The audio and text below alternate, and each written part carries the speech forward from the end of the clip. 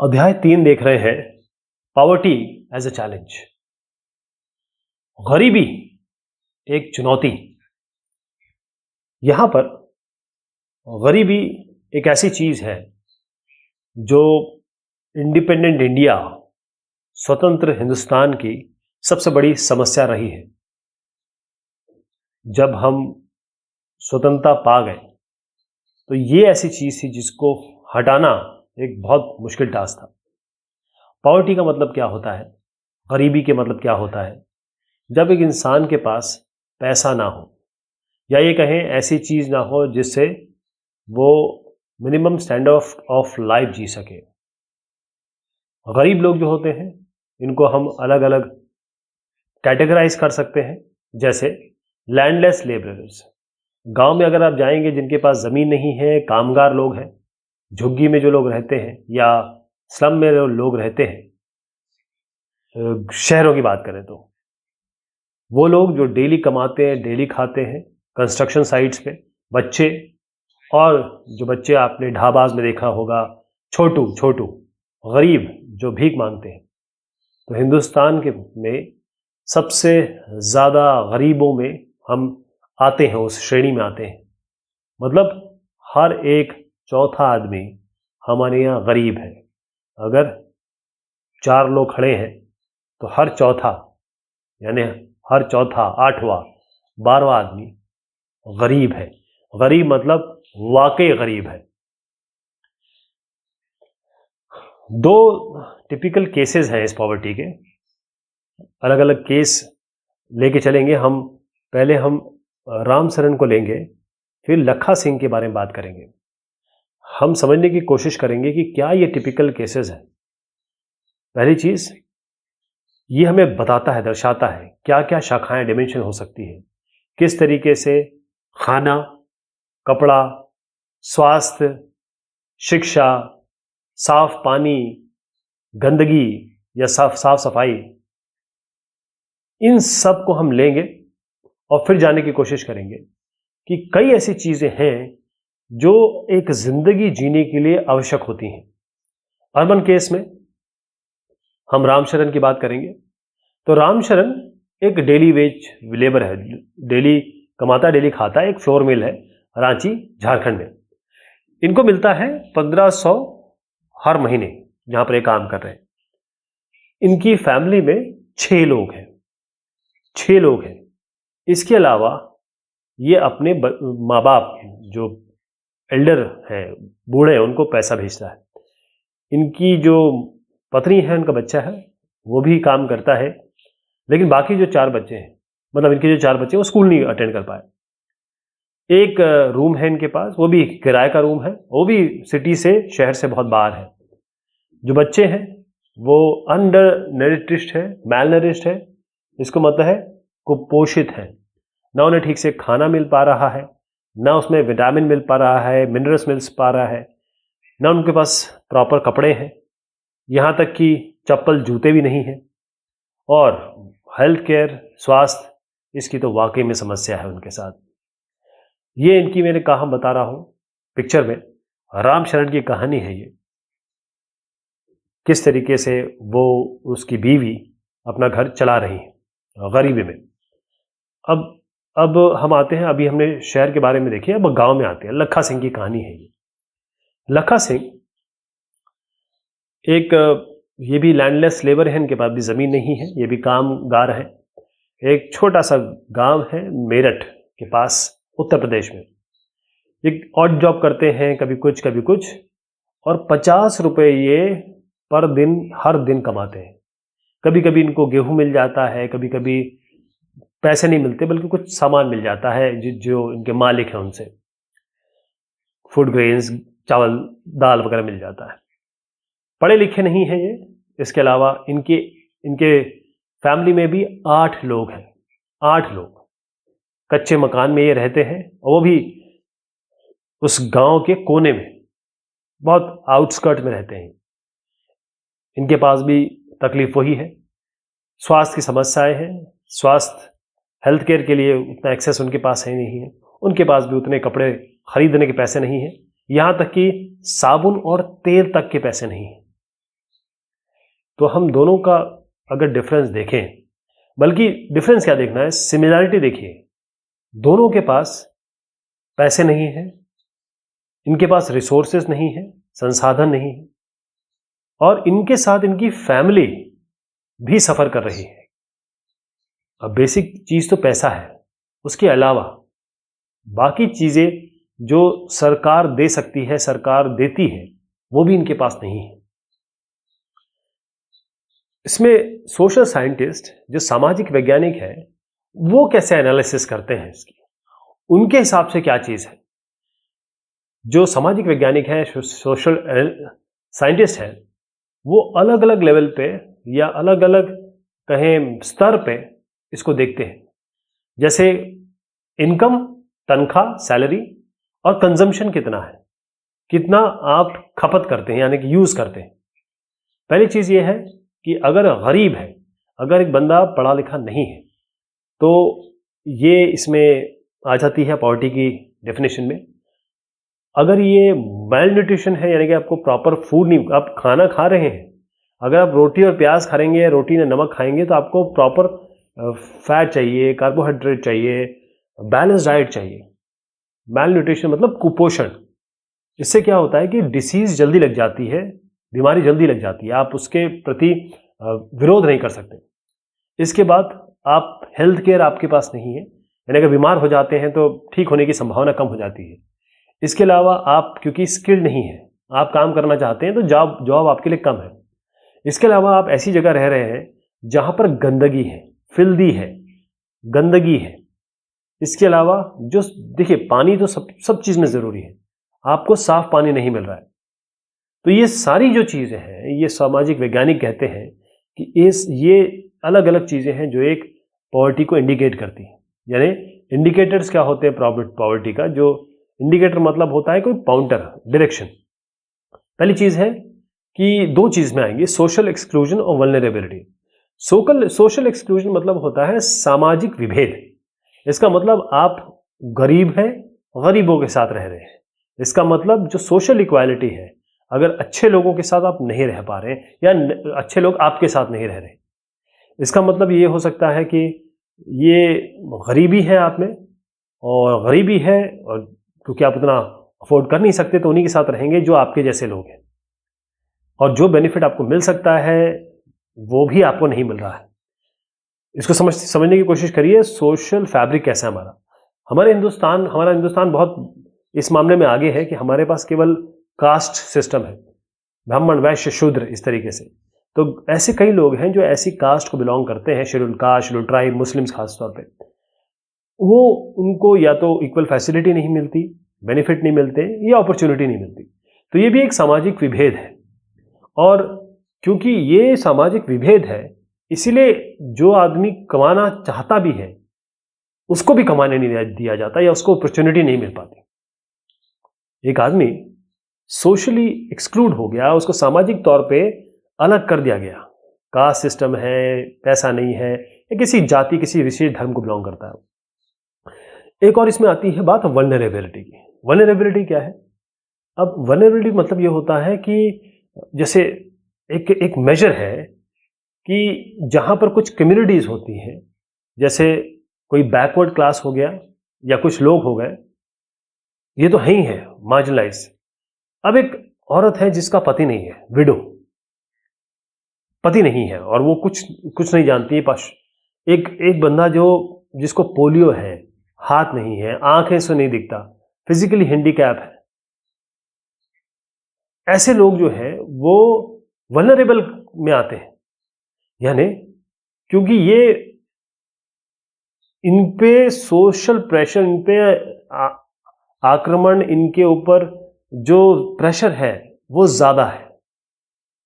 इसके अलावा और भी आप देखें, एसेट्स के नाम पे भी वल्नरेबिलिटी होती है कि भाई एसेट क्या है, जमीन जायदाद क्या है, जॉब, हेल्थ, ये भी एक चीज आती है।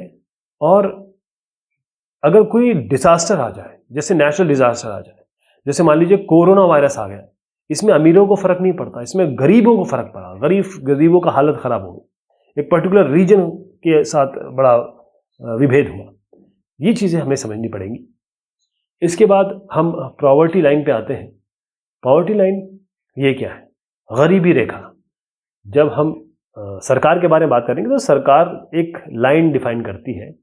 एक लाइन मान लीजिए आप हैं, आपके टीचर कहते हैं कि अगर आप 40 मार्क्स या उससे ऊपर ले आएंगे तो आप पास माने जाएंगे।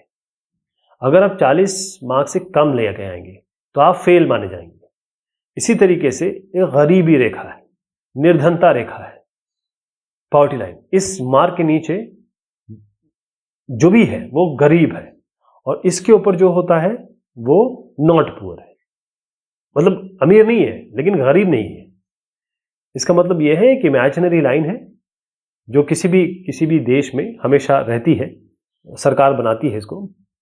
तो हर एक देश के जो सोशल नॉर्म्स है, सामाजिक नॉर्म्स है, उस हिसाब से बनाई जाती है, क्योंकि हर एक देश अलग है, समय के हिसाब से चेंज होती रहती है।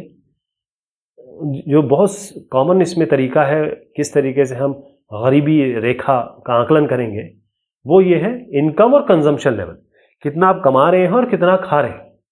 मतलब लोग उनको गरीब माना जाएगा यदि उनका जो इनकम या ये कहें कि जो मिनिमम लेवल है जो वो कमा रहे हैं वो उस पॉवर्टी लाइन से नीचे है, या उनका कंजम्पशन लेवल जो है वो जो बेसिक नीड्स है उसके वो नीचे है, वो पूरी नहीं कर सकते बेसिक नीड्स।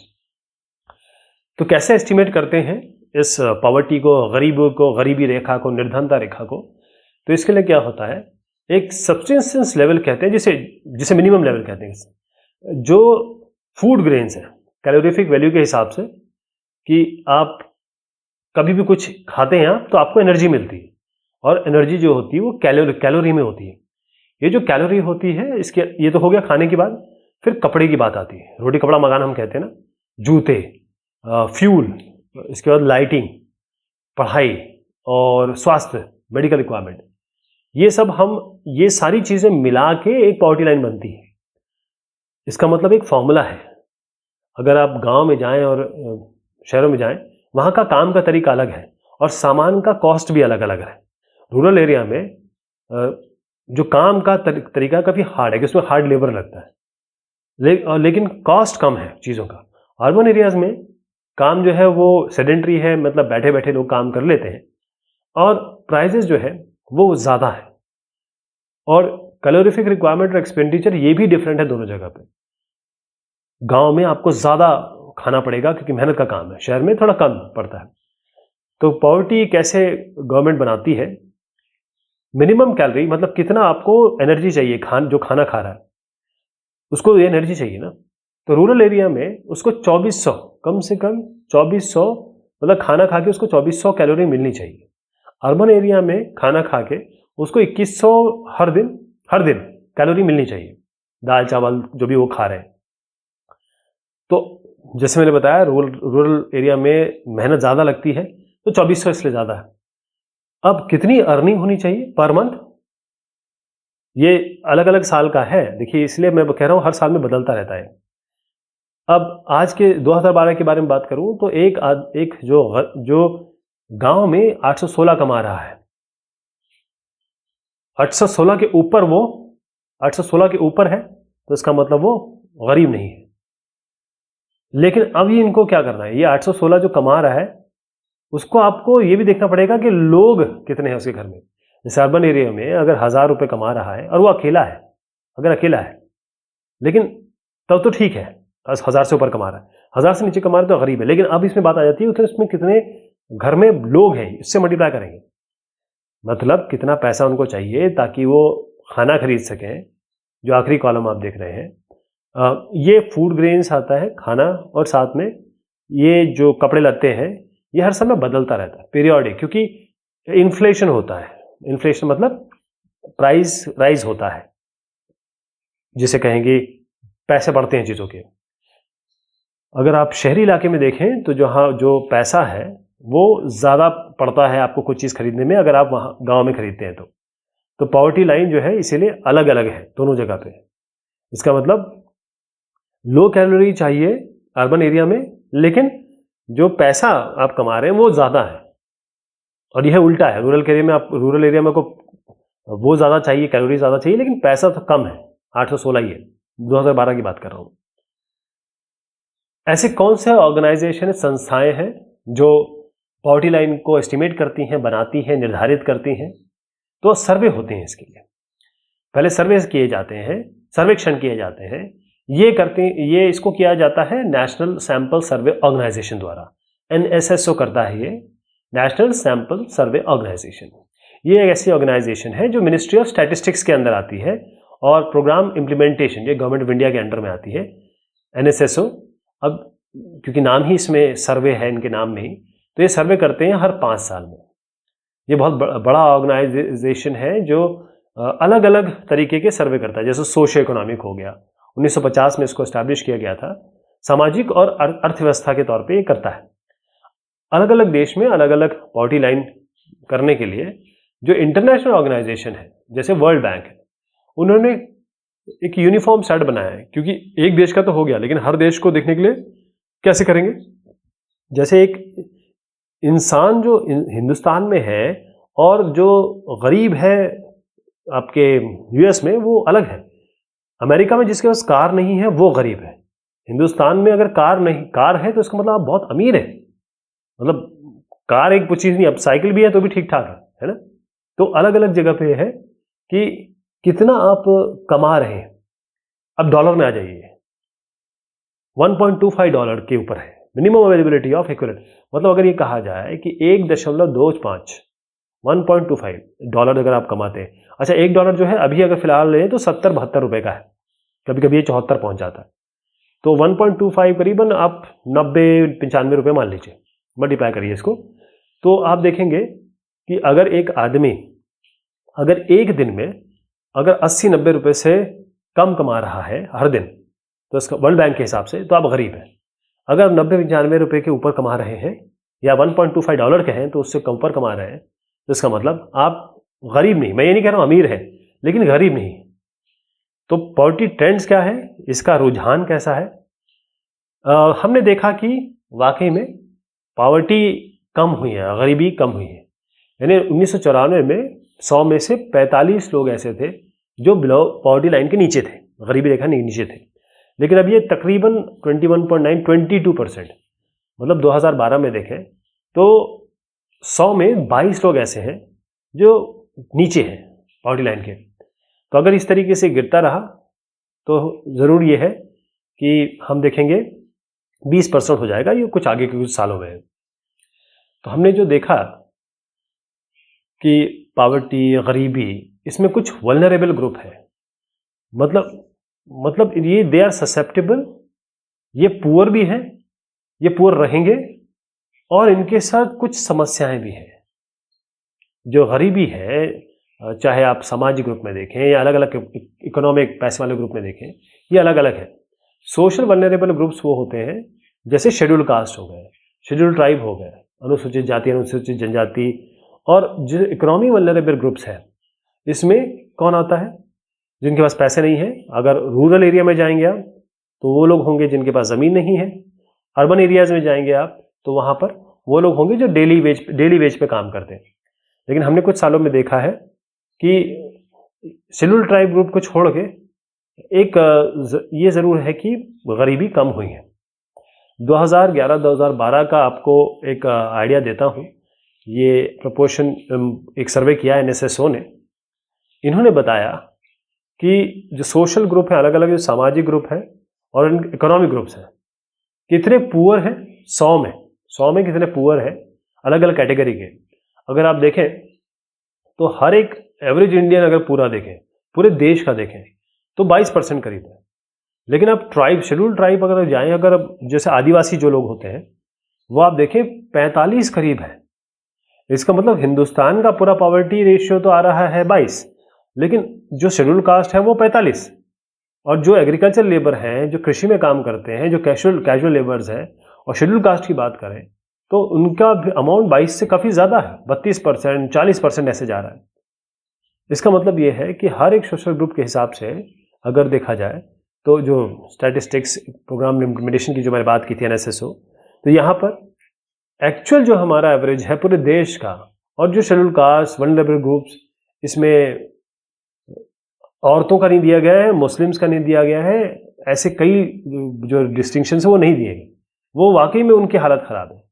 वृद्ध अलग से अगर कर लिया जाए, इसका मतलब जो फीमेल इन्फेंट्स होते हैं, मतलब औरतें, मैंने अब कहा फीमेल इन्फेंट्स, और जो वृद्ध लोग होते हैं, औरतों को हमारे घर में उस तरीके की जगह नहीं दी जाती है और बूढ़ों को उस तरीके से इज्जत नहीं दी जाती है। इसका मतलब एक घर के लड़के को या घर के आदमी को जो चीज़ें मिलती है वो उस घर के और लड़की को नहीं मिलेगी, उस घर की औरत को नहीं मिलेगी, उस घर के वृद्ध या बुजुर्ग को नहीं मिलती। हर जगह ऐसा नहीं होता, अब समय चेंज हो गया है, लेकिन कई जगह ऐसा है अभी भी। हमको आंखें नहीं मूंदनी है, ये सच में है। मैं शिवरमन की कहानी आपको बताना चाहूँगा कि कैसे ये वल्नरेबल क्लास, यानी जिनके ऊपर चीज़ें अगर हमारे ऊपर पड़े तो हथौड़ा है, उनके ऊपर पड़े तो अर्थक्वेक है, वॉल्केनो है। तो ये शिवरमन है, ये लैंडलेस लेबर है। इनके 8 मेंबर्स हैं, वो और उनकी जो बीवी है वो काम करती है। इनके बच्चे स्कूल नहीं जा पाते क्योंकि गरीब हैं। केवल इनका जो एक बच्चा है वो ही दूध मिल पाता है, और दो जून का खाना या 2 टाइम का जी रोटी है वो भी शिवरमन नहीं खा पाते। यहाँ पर शिवरमन के बारे में बताया जा रहा है कि एक एग्रीकल्चर लेबर है, कृषि का खेतीहर मजदूर है ये, और केवल 5 से 6 महीने इनको काम मिलता है, सीजनल काम मिलता है इनको। इसका मतलब जो इनकी परेशानियां हैं, जो खास तौर पे बच्चों का, औरतों का, वो ज़्यादा है इसमें। लड़कियों को स्कूल नहीं भेजा जा सकता और दूध तो उनको मिल ही नहीं रहा है, लड़के को मिल जाता है। यंगेस्ट चाइल्ड जो है वो भी, उसको दूध मिलता है, सबसे छोटा बच्चा, कभी वो भी इसको दूध मिलता है।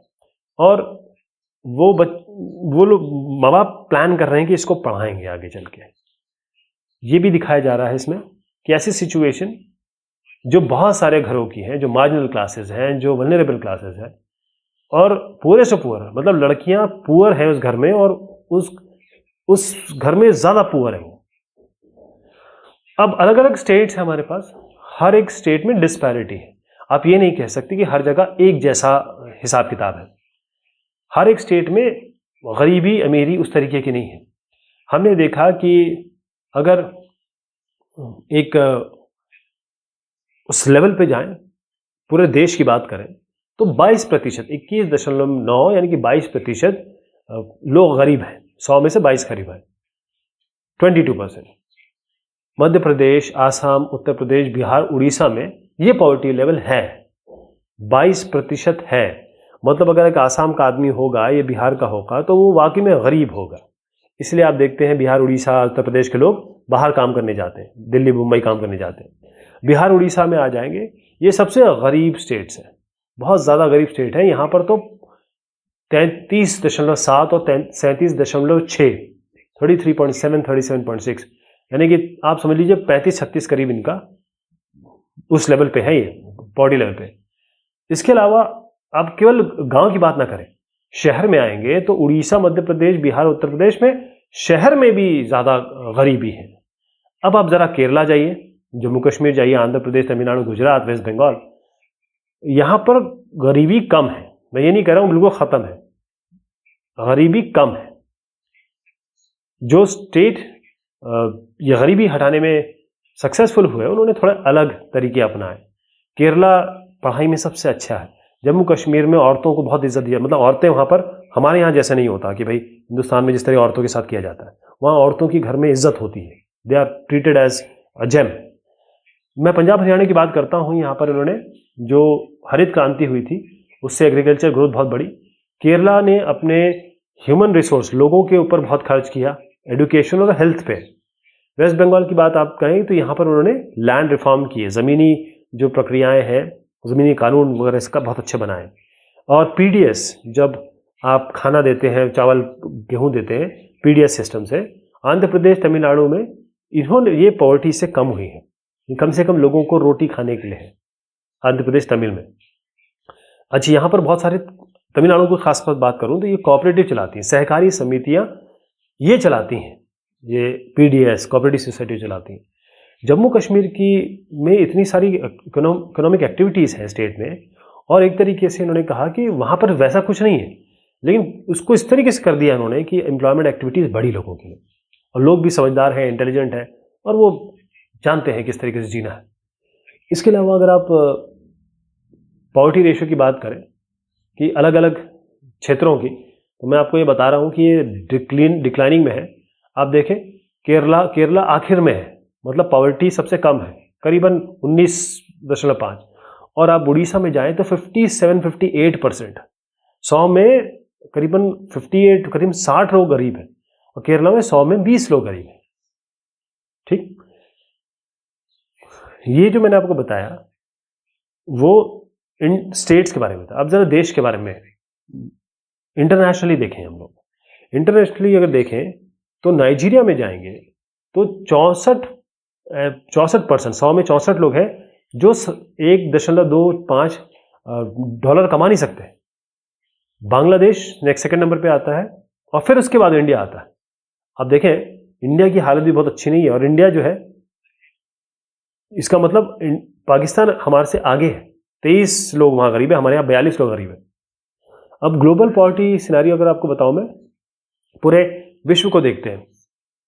हम जो पूरे विश्व में देखते हैं, 1990 में पूरे विश्व में 100 में 43 लोग गरीब थे, लेकिन 2008 में देखें, जो वर्ल्ड बैंक ने आंकड़ा दिया है, 100 में से 22 लोग गरीब हैं। लेकिन इसमें भी यही है, जैसे हमारे यहाँ स्टेट्स में डिफरेंस है, यहाँ कंट्रीज में डिफरेंस है।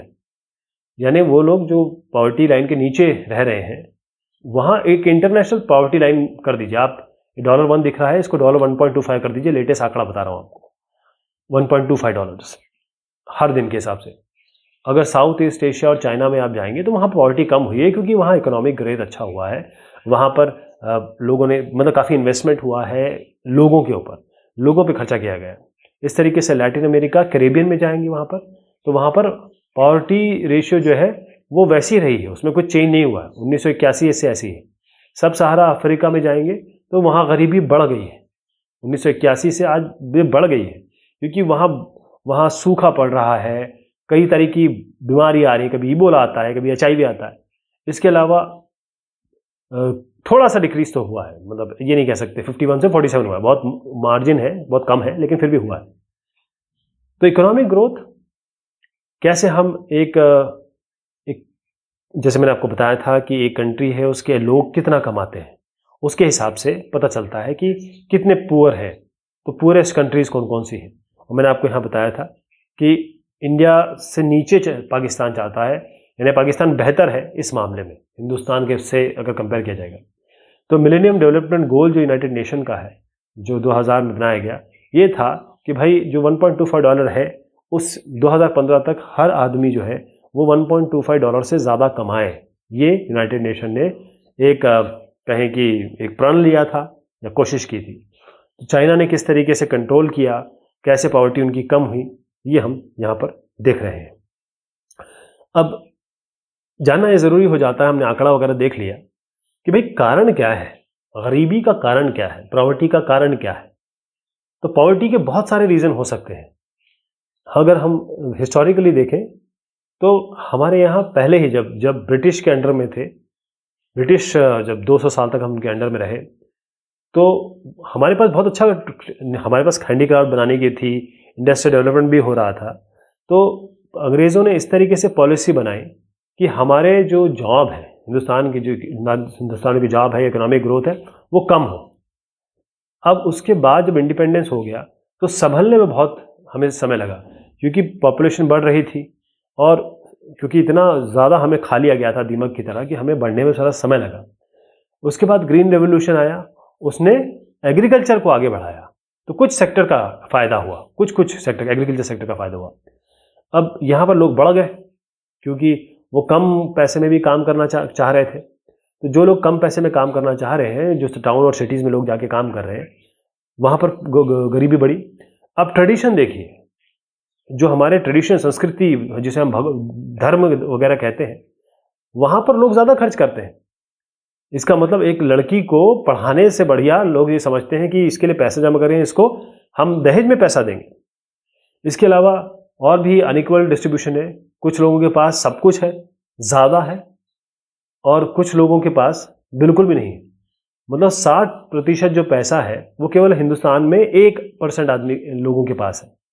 हमारे यहाँ अंबानी भी है, अडानी भी है। अंबानी तो वर्ल्ड के सबसे अमीर आदमियों में आता है, लेकिन हमारे यहाँ गरीब भी है जो कचरे से उठा के खाना खाते हैं।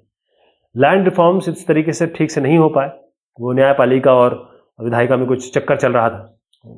उसके बाद जो पैसे वैसे लेते हैं स्मॉल फार्मर्स, जब वो साहूकारों से ले लेते हैं, साहूकार उनको 25, 30, 40% इंटरेस्ट पे देते हैं, तो वो बेचारे वो डेट ट्रैप पे फंस जाते हैं, क्योंकि वो सूद देते रहते हैं, असल तो वो दे ही नहीं पाते। तो यानी कि उन पे जितना ज़्यादा जोर पड़ जाता है जो पैसे लेते हैं गरीबी का कारण, वो उसको पैसा देने में ही ज़िंदगी उनकी बीत जाती है। तो अब हमने प्रॉब्लम तो देख ली, इसका सोल्यूशन भी तो करना पड़ेगा। कैसे हम पॉवर्टी को हटाएं, क्या तरीका हो सकता है? तो गरीबी को हटाने के लिए अगर हिंदुस्तान का डेवलपमेंट स्ट्रेटेजी है, प्लान है कुछ, तो उसमें सबसे इम्पॉर्टेंट प्लान यही होगा कि गरीबी को कैसे हटाया जाए। जो आज की गरीबी हटाने की जो प्रक्रियाएं हैं उसकी कुछ ऑब्जेक्टिव्स हैं हमारे। पहला तो ये है कि इकोनॉमिक ग्रोथ, इसको हमको बढ़ाना है।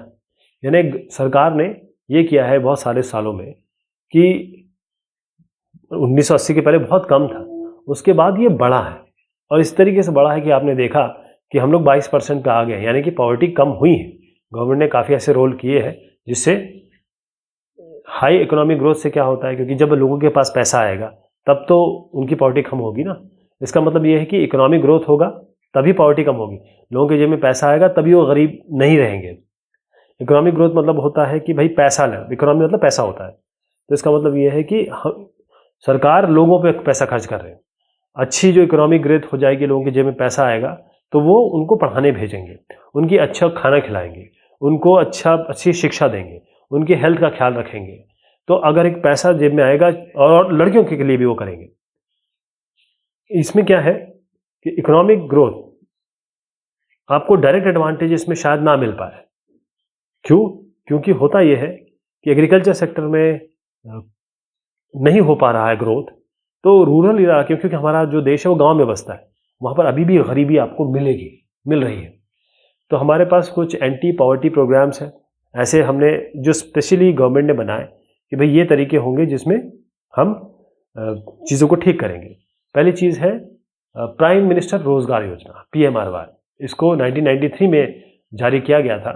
इसमें जो ग्रुप था, क्योंकि रोजगार की बात हो रही है, अनएम्प्लॉयमेंट की बात हो रही है, तो वो लोग थे जिनकी जो बेरोजगार हैं, ख़ास तौर पे जो छोटे शहरों में और गाँव में। इसमें मेन ये था कि इस तरीके से इनको प्रेरित किया जाए कि वो अपना रोजगार खुद करें। Rural employment generation programme REGP 1995 में इनका काम यही था कि इनको रूरल एरियाज़ में एम्प्लॉयमेंट दिया जाए, इनके स्किल्स बढ़ाए जाए, इनको हुनर दिया जाए, इनको सिखाया जाए ताकि वो सीख सकें बेरोजगार लोग। फिर SGSY स्वर्ण जयंती ग्राम स्वरोजगार योजना 1999 में, ये उनके लिए थे गरीब लोगों के लिए, गरीब फैमिली जो गाँव में थी। इसमें यह था कि SHG यानी सेल्फ हेल्प ग्रुप बनाए जाए, और फिर उनको स्किल डेवलपमेंट मिले, कुछ हुनर मिले, उनको सब्सिडी दी जाए, मतलब कम पैसे में उनको चीज़ें दी जाए। और फिर उसके बाद इसको आज हम कहते हैं NRLM, national rural livelihood mission. फिर 2000 में आया प्रधानमंत्री ग्रामोदय योजना, PMGY। ये गरीब एरिया थे जो स्टेट्स में थे। इसका मतलब ये था कि भाई लोगों को आगे बढ़ाया जाए विलेज लेवल पे। उसको मतलब जो गवर्नमेंट है, सेंट्रल गवर्नमेंट, वो स्टेट को पैसा देगी, चाहे प्राइमरी हेल्थ बड़ा करने के लिए, एजुकेशन के लिए, शेल्टर के लिए, पानी के लिए, इलेक्ट्रिफिकेशन के लिए।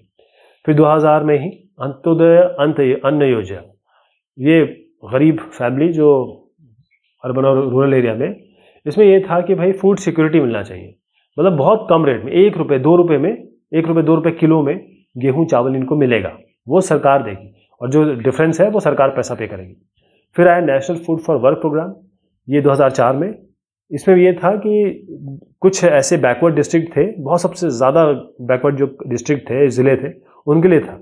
इसमें यह था कि किसी तरीके से इनकी फूड सिक्योरिटी प्रोवाइड की जाए, इनको खाना ज़रूर मिले और कुछ ना कुछ पैसा इनको मिले। फिर उसके बाद ये नरेगा आया। नरेगा एक पाथ ब्रेकर है, एक चेंज ब्रेकर है, जिसने लोगों की ज़िंदगी बदल दी। Mahatma Gandhi national rural employment guarantee act, ध्यान रखिएगा ये योजना नहीं है, ये एक्ट है। ये गरीब जो इलाके हैं उनके लिए है। मेन ये चीज़ थी कि जो गरीब हैं या ये कहें जो गांव में रहते हैं, 100 दिन का उनका काम मिलना ही मिलना है। 100 दिन का, अगर कोई भी ऐसा आदमी है, औरत है जो काम करना चाहता है, काम कर सकता है, उसको 100 दिन का पैसा मिलेगा, काम मिलेगा। अगर मान लीजिए वो काम नहीं कर पा, मतलब काम उसको नहीं प्रोवाइड करा पाती है पंचायत, तब मान लीजिए 80 दिन का काम मिला तो 20 दिन का उसका पैसा मिलेगा, जिसे इसे बेरोजगारी भत्ता कहते हैं। तो अगर आप ये नंबर्स देखें तो आपको दिख पा रहा होगा कि जो शेयर है इसमें वो कुछ बड़ा है, घटा है। जैसे मैंने आपको बताया कि ये टारगेट एंटी पॉवर्टी प्रोग्राम्स थे, तो काफ़ी गवर्नमेंट ने काम किया है और रिजल्ट जो है इसके थोड़े मिक्स्ड है। होता यह है कि राजीव गांधी ने कहा था कि हम 100 रुपये भेजते हैं तो 1 रुपये पहुंचता है गरीब के पास। तो कई चीज़ें इसमें हैं, चाहे आप कहें कि उसको ठीक से इम्प्लीमेंट नहीं किया जाता, या संघवाद है जिसमें देश में अलग सरकार है, स्टेट में अलग सरकार है, कई लोग बीच में बैठे हैं, दलाल हो गए, या फिर जो लोग भ्रष्टाचार फैलाते हैं वो सब भी हैं। तो इसके लिए फिर कुछ ऐसे मिलेनियम डेवलपमेंट गोल्स हैं हमारे यहाँ पर। 8 ऐसे इंटरनेशनल डेवलपमेंट गोल्स हैं जो मिलेनियम समिट जो हुई यूनाइटेड नेशन में 2000 में, उनका ये था कि भाई हमको यूनाइटेड नेशन मिलेनियम डिक्लेरेशन किया। इसमें ये था कि भाई 50% जो प्रोपोर्शन है जो गरीब है उनको 2015 तक 1.25 से कम जो कमा रहे हैं उनको इससे ऊपर लाना है 2015 तक। ये इनका गोल था, मतलब वैश्विक तौर पे भी इस पे कार्रवाई चल रही। तो हमारे पास कुछ चैलेंजेस हैं जब हम हटाना चाहते हैं। तो पॉवर्टी रिडक्शन एक बहुत बड़ा चैलेंज है, गरीबी हटाना, क्योंकि होता यह है कि अलग अर्बन जगह, गांव का अलग इलाका है, शहर का अलग इलाका है, और केवल फूड की बात नहीं है। अगर आप कहें कि खाना मिल जाए तो गरीबी दूर हो जाएगी, आपको एजुकेशन चाहिए, हेल्थ चाहिए, शेल्टर चाहिए, रोटी कपड़ा मकान, जेंडर इक्वालिटी चाहिए, और ख़ासतौर पे वो लोग जो मार्जिनलाइज्ड हैं, चाहे SC ST हो, मुस्लिम्स हो, ये सब इसमें आते हैं। आगे के समय में हम कोशिश कर रहे हैं कि भाई किसी तरीके से इसको हटाया जाए। कई ऐसे एंटी पॉवर्टी मेजर्स हैं जो गवर्नमेंट कर रही है ताकि गरीबी को कम से कम किया जाए।